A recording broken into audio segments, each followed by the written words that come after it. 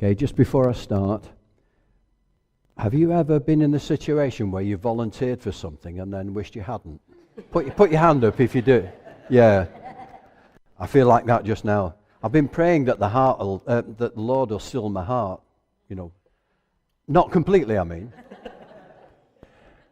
Okay, so we're going back to our series of songs of ascent. Some of the psalms, as you may know, are sort of entitled or subtitled Songs of Ascent, which may not mean a lot to us, but I'll explain that later. Excuse me. We've entitled this one Work, and hopefully you may see the reason why. Okay, so it's Psalm 127, which is a passage that, like many other passages, you know it's in the Bible, but you don't know what the passage says or what it's talking about. And it wasn't for me many years later that the realization hit me. But I'll mention more of that later. But first of all, let's see what the psalm says to us. I'm reading from the NIV version. Unless the Lord builds the house, the builders labor in vain. Unless the Lord watches over the city, the guards stand watch in vain. In vain you rise early and stay up late, toiling for food to eat. To those who are a heritage from the Lord, offspring, a reward from him. Like arrows in the hands of a warrior are children born in one's youth. Blessed is the man whose quiver is full of them. They will not be put to shame when they contend with their opponents in court. Okay, so I'm hoping to be able to help your understanding of this, because at first reading it doesn't really seem to gel. It's classed more of a family psalm, whereas the previous psalms in this series were of a personal nature or church psalms. And in this psalm, just to give you a bit of background, we read that Solomon's objectives are having a house to build, a city to keep, and seed to raise to carry on the family name. And David directs him to look to God in all these areas and to depend upon his providence, without which all his wisdom, care, and industry would not be accomplished. Some experts have take it to have been penned by Solomon himself, and it is called a Song of Solomon in some Bibles, who wrote many of the great psalms, and experts compare it with the book of Ecclesiastes. The scope of both being similar, to show the vanity of worldly care and how necessary it is that how necessary it is to keep in favor or touch with God in all that we do. The wise psalm falls into two parts. The first one expresses the belief that human effort is useless apart from God, whether building a house, defending a city, or earning a living. And one could say, building up the people of God. Building up people for the kingdom of God. So verse 1, unless the Lord builds the house, by his providence and blessing, the builders labor in vain. Now, we can think of a material house, the bricks and mortar, and say, except the Lord bless the building, then, it's useless what the building is used for. If you remember back to another building, that being the Tower of Babel, you could see how useless it was for them to build that in defiance of God's command. So obviously we want the Lord's blessing on the building, on the people building the house. So the second part says about watching over the city. And the city is not secured by its defenses, but by the protection of the Lord. The psalm would remind the pilgrims journeying up to Jerusalem that it wasn't a place of magical protection and security, but everything depended on the Lord. In all the affairs of business of the family, and even our royal family, because royal houses are not safe unless God protects them. Don't forget, we've had break-ins and fires in the palaces, haven't we? Not so long ago. So we must depend on God's blessing, not on our own understanding. Okay, verse 2 goes on to say, "In vain you rise early and stay up late, toiling for food, for he grants sleep to those he loves." And that, in a word, in itself, speaks for itself. But in general terms, that's good advice for anybody to take on board. And you might find that you're struggling in your daily life, in your work life. Maybe you're in the wrong job completely, or maybe God has put you there for a reason, to spread his word. But how will you know unless you seek God for answers? And this is really what the psalm is saying to us. Are you in the right kingdom building program? And again, you need to seek God for answers. Okay, we'll talk more about that later if there's time. Verse 3 now seems to jump to something completely different, where it says children are a gift from God. But we need to think both spiritual as well as practical. First and most important, I would like to emphasize here, so there's no misunderstanding, that not having children means that you are not. Not having children means that you're forgotten by God. It doesn't mean that at all, or that you're not blessed by God in any way. Children literally is fruit of the womb. And in some Bibles versions, it's a bit more specific, and it mentions sons as opposed to just being in general. And the idea being that sons would provide for their father in old age, and parents could be supported by strong young sons. So I think that's why it dwells on the sons rather than children in general. Let's not forget that children were a fulfillment of the promise to Abraham, that God's chosen people would become a great and numerous nation. And we find that in Genesis 12:1-3. And the ultimate focus of that Abraham promise of many descendants, physical and spiritual, comes a reality in Jesus Christ in the present day. The psalm expresses the joy of Christian parents as they reflect on God's gift of children and his promise to them. In Acts 2:39, it says, "The promise is for you and for your children and for all who are afar off, for all whom the God will call into the kingdom." That's my words, into the kingdom, but I feel that's what it's talking about. Again, something that's perhaps not easily understood is it now talks in verse 4 about arrows in the hands of a warrior. And it likens them to children born in one's youth. To some, the verse may seem to be going off at a tangent, but don't forget, this is the Old Testament that we're talking about. There were no pensions in those days, so children were expected to reflect the care that they had received when they were growing up. Children are a good gift and a great support, and sometimes a defense for the family. So verse 5 talks about, "Blessed is the man whose quiver is full of them." And again, using Old Testament language, we're perhaps confused. I certainly was. They will not be put to shame when they contest with their opponents in court. Formal proceedings, if you remember, were held at the city gates. And the more witnesses you could depend on your side, would build a stronger case for you in any dispute. So just a short summary then. Psalm 1 and 2, on him we must depend for our well-being, spiritually and physically, for our wealth of experience that we can put into the building work. For those that follow us, to have a sure foundation for them to live on. Again, should be training our children, which is going on at the moment.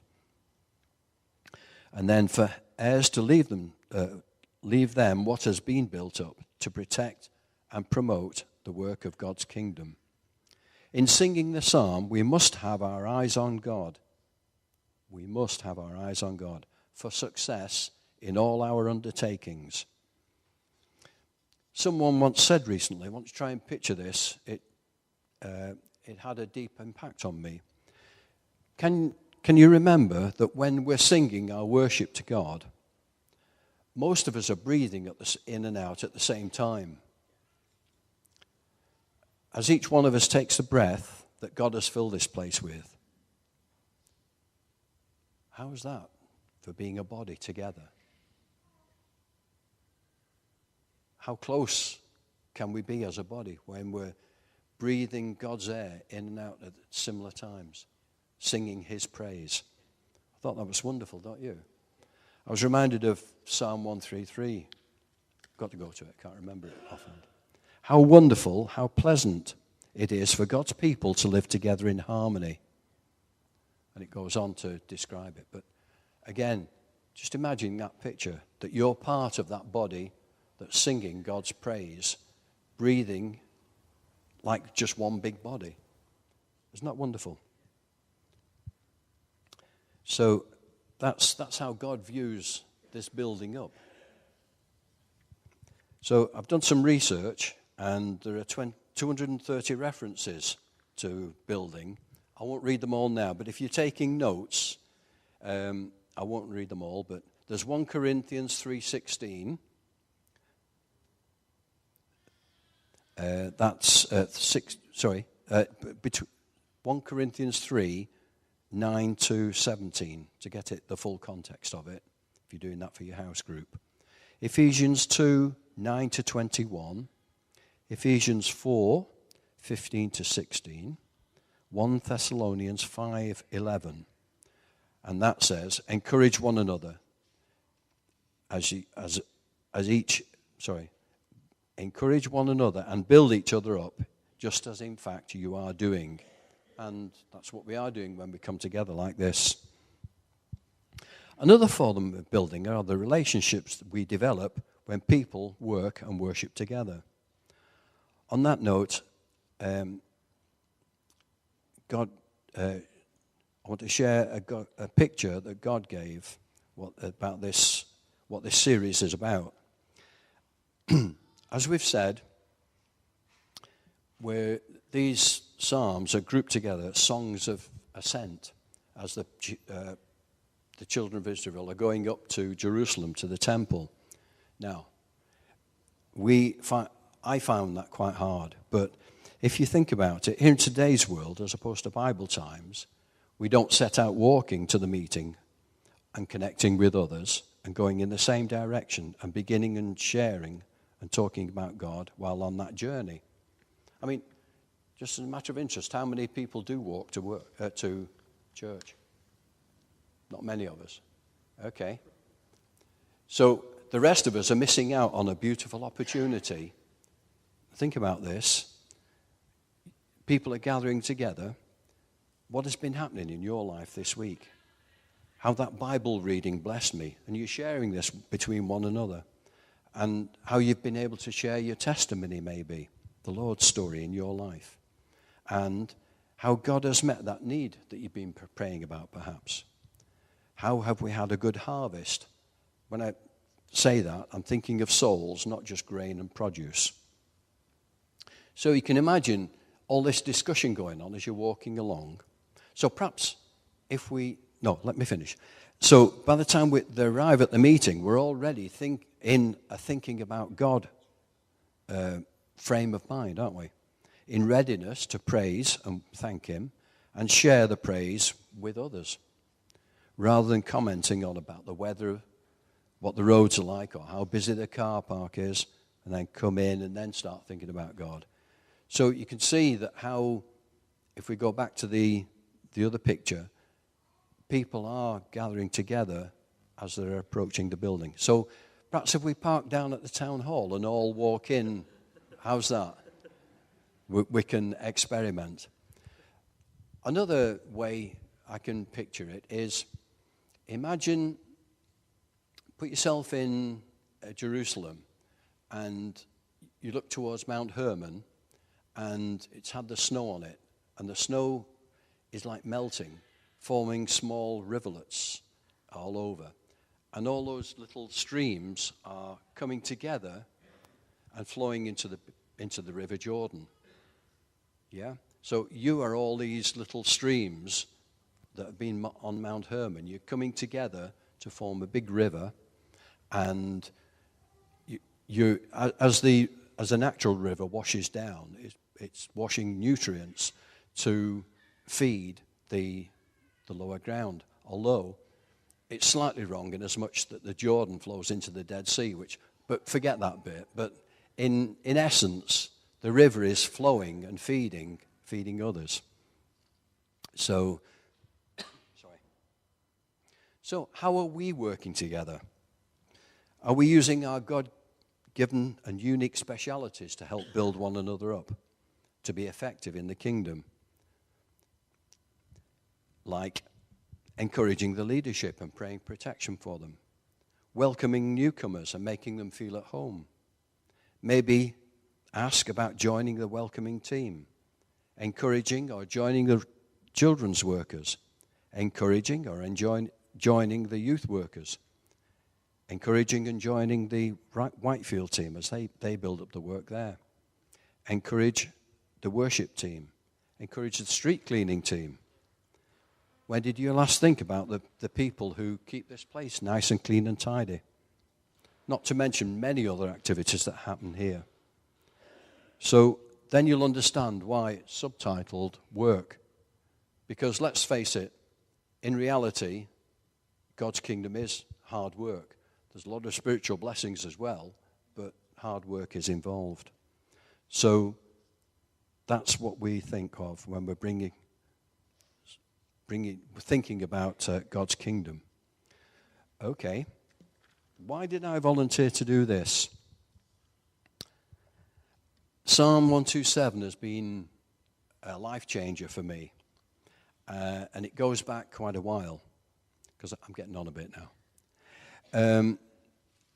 In October 1992, so it's a long time, I was working in a steady job in local government, and I was aware, in a vague sense, that there was something else to do without knowing what the something else was.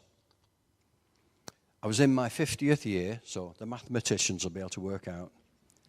And I decided that between my 50th birthday and 55, which was the earliest age that you could retire then, I would pray, seeking God, what was this something different that He might want me to do. I decided it wouldn't be a daily prayer. I wasn't that keen to jump straight in. I wasn't desperate to leave a secure and reasonably well-paid job, as I had a house and a growing family to support. But the prayer would be just now and again. So my everyday self was telling me not to rush into anything. I don't want to upset my own family's comfortable way of life, and my own, of course. So some months later, I received a letter from the management of the town hall to say that they were looking for volunteers to take voluntary early retirement. Guess what I said? I said, "No, Lord, it's too soon. I'm not 55. It must be a mistake." You know how you do? Well, sorry, not all of us do, maybe. I didn't know what I wanted to do, and as yet I'd not received any sort of instruction from Him either. So, as the saying goes, it was a step in the dark. Anyway, one morning I was thinking about this, having a quiet time, and it was the 11th of November, 1992. It's written in my Bible. So I had this quiet time, and I heard God speak. I've always been a bit cautious about that, but I can't describe any other way to describe what's not actually a vocal command, but more of a strong suggestion that I should read Psalm 127. Didn't mean anything to me at all. Wasn't part of my daily reading or anything like that. So, curiously, I turned to it. And I didn't get any further than verse 2. It's useless to work so hard for a living, getting up early and going to bed late, for the Lord provides for those he loves while they are asleep. Wow. That to come in worldly terms out of the blue like that was the confirmation I needed that it wasn't just my ideas, there was something else happening. Again, I didn't know what this something else was. So it excited me, of course, but not without some trepidation. I still didn't know what it meant or what the implications of it were, or that it would change my life so completely.